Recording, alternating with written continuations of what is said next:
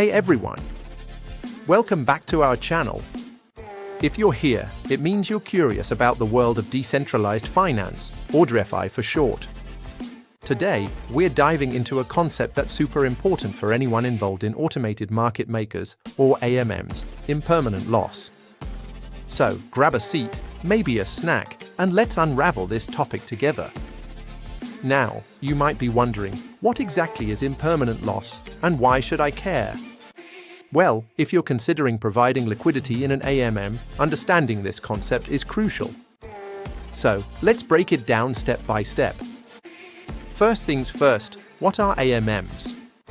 Automated market makers are decentralized exchanges that use algorithms to set prices and facilitate trading. Instead of relying on traditional order books, they enable users to trade directly from liquidity pools. These pools are filled with tokens supplied by liquidity providers, individuals like you and me. Now, when you provide liquidity to these pools, you earn trading fees.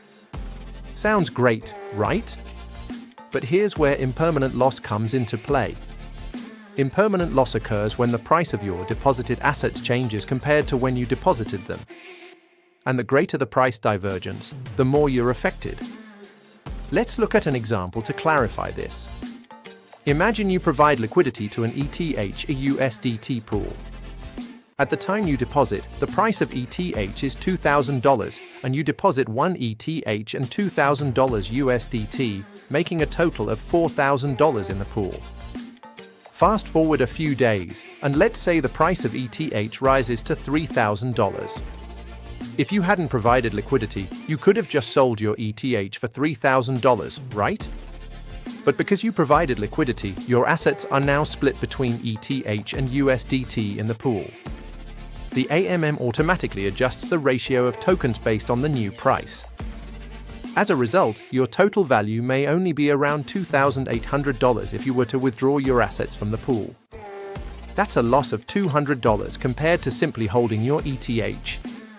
This potential loss, compared to just holding onto your tokens, is what we call impermanent loss. But don't panic. It's important to remember that this loss is impermanent.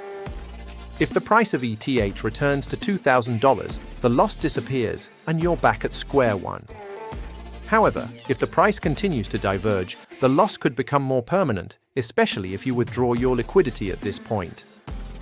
Now, let's talk about some strategies to mitigate impermanent loss. One approach is to choose assets that are less volatile. If you're providing liquidity for a stablecoin pair, like USDT to USDC, the risk of impermanent loss is significantly reduced since these assets are pegged to the same value. On the other hand, pairing highly volatile assets, like ETH and BTC, can expose you to greater risk.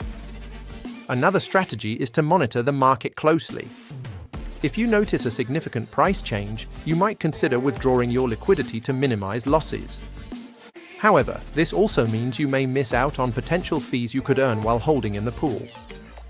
Lastly, some AMMs offer incentive programs or rewards for liquidity providers that can help offset impermanent loss.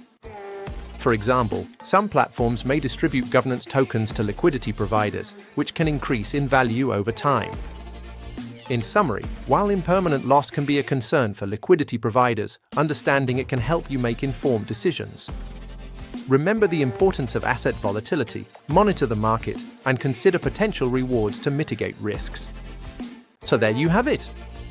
Impermanent loss may sound daunting, but with a little knowledge, you can navigate it like a pro.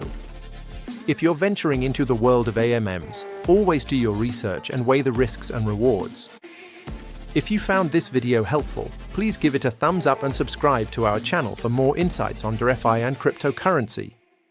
Also, let us know in the comments if you have any questions or topics you'd like us to explore next. Thanks for watching, and see you in the next video.